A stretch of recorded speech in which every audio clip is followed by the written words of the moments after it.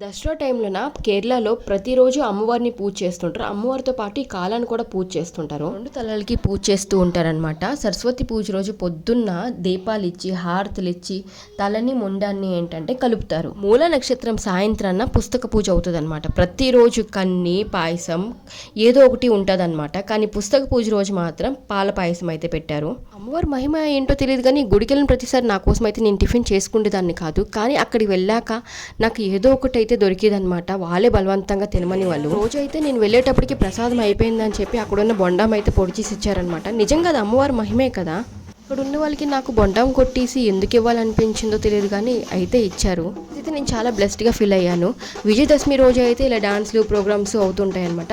మరుసటి రోజు అయితే ఇలా కాలాన్ని ఊరేగిస్తారనమాట. ఓచిరా తీసుకెళ్తారు. 200 కాలాలు అయితే పెట్టారనమాట. ఓచిరాలో 200 కాలాల్ని ఇలాగే ఊరేగిస్తారు. కాలా అంటే ఎద్దు అనమాట. ఒకటి రెడ్ కలర్ది, ఒకటి వైట్ కలర్ది. ఆ బండిలో ఊరేగిస్తున్నారు కదా, దాన్ని కాలకట్టు అంటారనమాట. అక్కడెక్కడో ఉండే కాలాలన్నీ ఓచిరాకు వెళ్తాయన్నమాట. చాలా దూరం నడుస్తారు వీళ్ళందరూ. రోడ్డు కూడా మొత్తం బ్లాక్ అయిపోతుంటుంది.